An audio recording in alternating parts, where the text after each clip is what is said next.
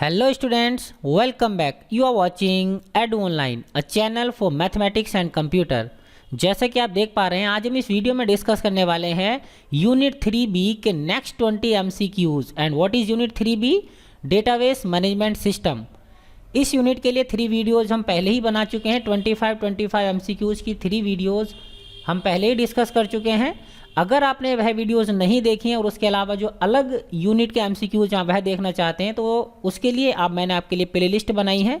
उस प्लेलिस्ट का लिंक आपको आई टैब और डिस्क्रिप्शन दोनों में मिल जाएगा.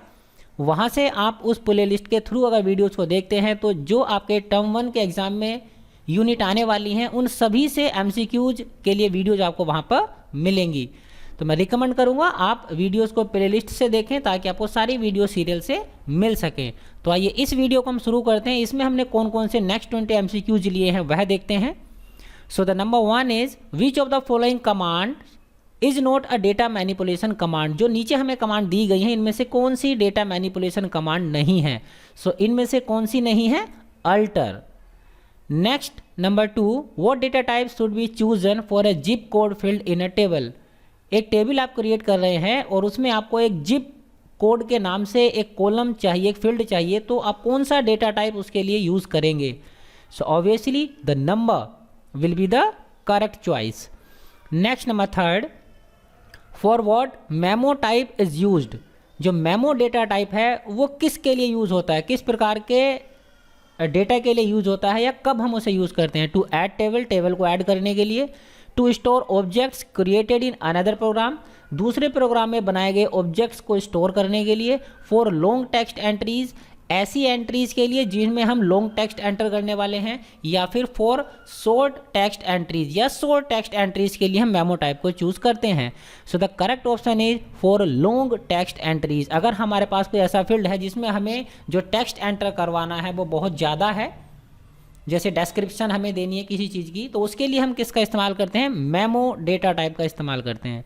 Next number 4, which data type helps you to handle input column that is in Boolean format.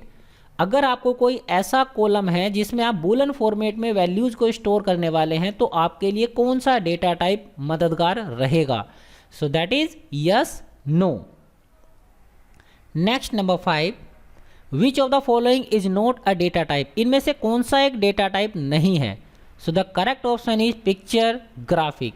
बाकी के जो 3 हैं, date, time, text and number, ये डेटा टाइप हैं जो कि हम यूज़ करते हैं. नंबर 6, की field is a unique identifier for each record. It is defined in the form of. की फील्ड एक यूनिक आइडेंटिफायर होता है किसी भी रिकॉर्ड के लिए. तो ये किसकी फॉर्म में डिफाइन किया जाता है? रो को हम यूनिक आइडेंटिफायर के रूप में इस्तेमाल करते हैं, कॉलम को ट्री या query. So the correct option is columns.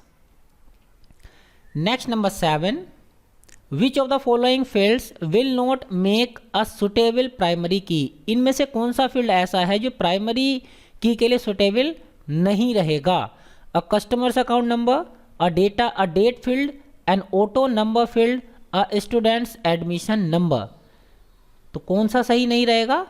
Yes, जो सबके लिए यूनिक नहीं हो सकता है, तो दैट इज डेट फील्ड. बाकी के जो 3 हैं वो आप प्राइमरी की के रूप में इस्तेमाल कर सकते हैं. Next number 8, a database that contains tables linked by common field is called a. एक ऐसा डेटाबेस जिसमें टेबल्स होती हैं जो कि लिंक होती हैं किसी एक कॉमन फील्ड से, उन्हें हम क्या कहते हैं? Centralize database, flat file database, relational database, none of the above. So the correct option is relational database. इसमें हम एक टेबल में प्राइमरी की बनाते हैं और उस प्राइमरी की को दूसरी टेबल्स में फॉरेन की के रूप में इस्तेमाल करते हैं. Next number 9, when you define a field of for a table. जब आप किसी टेबल के लिए कोई फील्ड डिफाइन करते हैं, which of the following parameters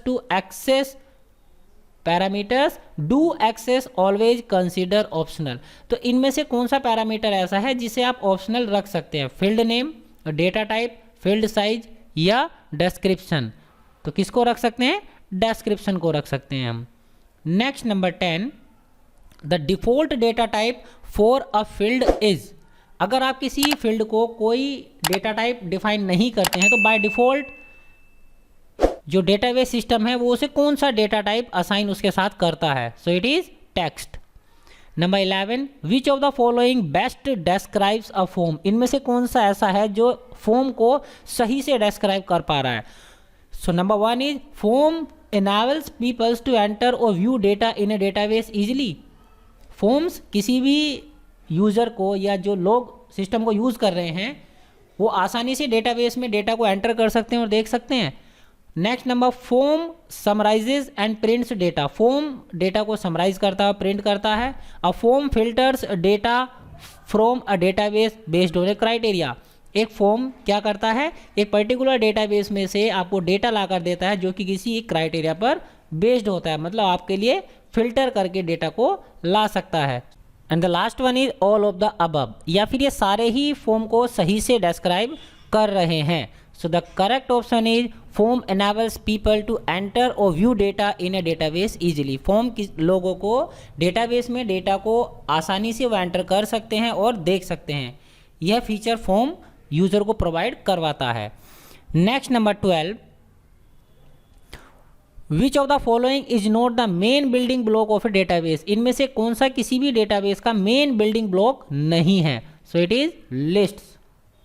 all the information about a thing और a person is known as, किसी व्यक्ति के बारे में जो सारी इंफॉर्मेशन है उन्हें हम क्या, सारी इंफॉर्मेशन को कलेक्टिवली क्या कहते हैं। सो it is called a record. एक पर्टिकुलर रो में जितनी भी इंफॉर्मेशन होती है उसे हम क्या कहते हैं, रिकॉर्ड कहते हैं, और कॉलम को हम क्या कहते हैं, फील्ड कहते हैं। Next number 14, operations performed on database are controlled by, database पर जो हम ऑपरेशन परफॉर्म करते हैं वो किसके थ्रू कंट्रोल किए जाते हैं, यूजर के थ्रू, डीबीएमएस के थ्रू, हार्डवेयर या फिर RDBMS.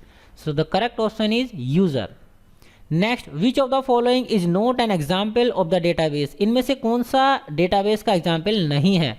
Cross note game, employ payroll management, numeric calculator, customer management system.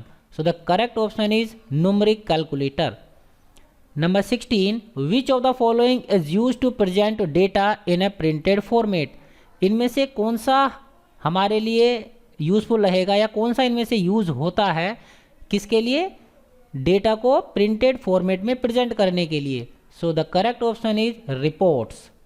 Next, which command is use to define the structure of your tables, आपकी tables की स्ट्रक्चर को डिफाइन करने के लिए कौन सी कमांड यूज होती है। So these are DDL।